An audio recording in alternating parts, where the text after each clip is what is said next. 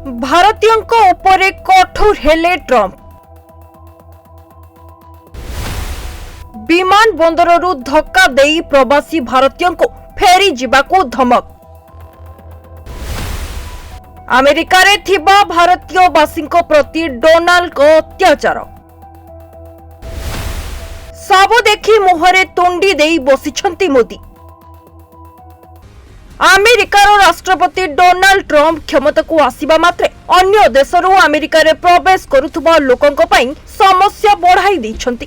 ଆମେରିକାରେ ପ୍ରବାସୀ ଭାରତୀୟଙ୍କ ସଂଖ୍ୟାକୁ ସୀମିତ ରଖିବା ପାଇଁ କଠୋର ହୋଇଛନ୍ତି ଟ୍ରମ୍ପ। ଏଥିସହିତ ଜନ୍ମ ଅଧିକାରର ନାଗରିକତ୍ୱ ଅଧିକାରକୁ ଶେଷ କରିବା ପାଇଁ ମଧ୍ୟ ନିର୍ଦ୍ଦେଶ ଦେଇଛନ୍ତି। ଏହାପରେ ଆମେରିକାରେ ରହୁଥିବା ଭାରତୀୟ ଏବଂ ଯେଉଁମାନେ ଆମେରିକା ଯିବାକୁ ଚାହୁଁଛନ୍ତି ସେମାନଙ୍କ ପାଇଁ ଏକ ଚିନ୍ତାର କାରଣ ପାଲଟିଛି। ନ୍ୟୁ ଜର୍ସିର ନ୍ୟୁୟର୍କ ବିମାନ ବନ୍ଦର ନିକଟରେ ଘଟିଥିବା ଏକ ଘଟଣା ଏହି ଚିନ୍ତାକୁ ଆହୁରି ବଢ଼ାଇ ଦେଇଛି।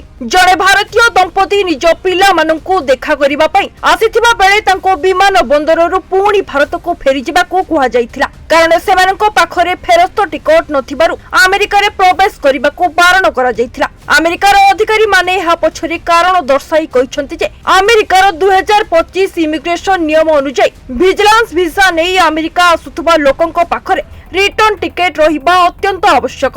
ତେବେ ଏହି ଭାରତୀୟ ଦମ୍ପତି ଜାଣି ନଥିଲେ ଯେ ଯଦି ସେମାନଙ୍କ ପାଖରେ ରିଟର୍ଣ୍ଣ ଟିକଟ ନଥାଏ ତେବେ ସେମାନଙ୍କୁ ଆମେରିକାରେ ପ୍ରବେଶ କରିବାକୁ ଅନୁମତି ଦିଆଯିବ ନାହିଁ ଏବଂ ଏ ବିଷୟରେ କୌଣସି ପୂର୍ବ ସୂଚନା ଦିଆଯାଇ ନଥିଲା। ଏହି କାରଣରୁ ଯାତ୍ରୀମାନେ ଏବେ ଦ୍ୱନ୍ଦ୍ୱରେ ଅଛନ୍ତି। ଏହି ନିୟମ ହଠାତ୍ ଲାଗୁ ହେତୁ ଅନେକ ଯାତ୍ରୀ ଅଧିକ ଚିନ୍ତିତ ହୋଇପଡ଼ିଛନ୍ତି। ଆମେରିକାରେ ଇମିଗ୍ରେସନ ନିୟମରେ ଅପ୍ରତ୍ୟାଶିତ ପରିବର୍ତ୍ତନକୁ ଦୃଷ୍ଟିରେ ରଖି ଭାରତ ସରକାର ଯାତ୍ରୀମାନଙ୍କୁ ଅତିରିକ୍ତ ସତର୍କତା ଅବଲମ୍ବନ କରିବାକୁ ଅନୁରୋଧ କରିଛନ୍ତି। ସରକାର କହିଛନ୍ତି ଯେ ଯିବା ପୂର୍ବରୁ ଯାତ୍ରୀମାନେ ସେମାନଙ୍କର ସମସ୍ତ ଡକ୍ୟୁମେଣ୍ଟ ଯଥା ରିଟର୍ଣ୍ଣ ଟିକଟ ଏବଂ ଯାତ୍ରୀ ଯୋଜନାର ପ୍ରମାଣ ନେବାକୁ ନିଶ୍ଚିତ କରିବା ଉଚିତ। ନୂତନ ଇମିଗ୍ରେସନ ନିୟମ ବିଷୟରେ ଜାଣିବା ପାଇଁ ଯାତ୍ରୀମାନଙ୍କୁ ସରକାରୀ ୱେବସାଇଟ ଏବଂ ଟ୍ରାଭେଲ ଏଜେଣ୍ଟ ମାନଙ୍କ ସହିତ ପରାମର୍ଶ କରିବାକୁ ମଧ୍ୟ କହିଛନ୍ତି। ଜାନୁଆରୀ 20ରେ କାର୍ଯ୍ୟଭାର ଗ୍ରହଣ କରିବା ମାତ୍ରେ ଟ୍ରମ୍ପ ଜନ୍ମ ଅଧିକାର ଓ ନାଗରିକତା ଅଧିକାରକୁ ରଦ୍ଦ କରିବାକୁ ନିର୍ଦ୍ଦେଶ ଦେଇଥିଲେ। ଏହି ନିର୍ଦ୍ଦେଶ କାର୍ଯ୍ୟକାରୀ କରିବାକୁ ସେ ଫେବୃଆରୀ 20 ପର୍ଯ୍ୟନ୍ତ ସମୟ ଦେଇଥିଲେ। ଏହାକୁ ଦୃଷ୍ଟିରେ ରଖି ଯେଉଁ ମହିଳାମାନେ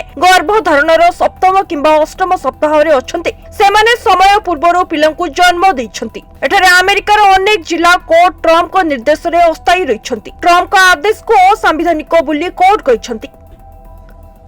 ବ୍ୟୁରୋ ରିପୋର୍ଟ, ନ୍ୟୁଜ 95 ଓଡ଼ିଆ।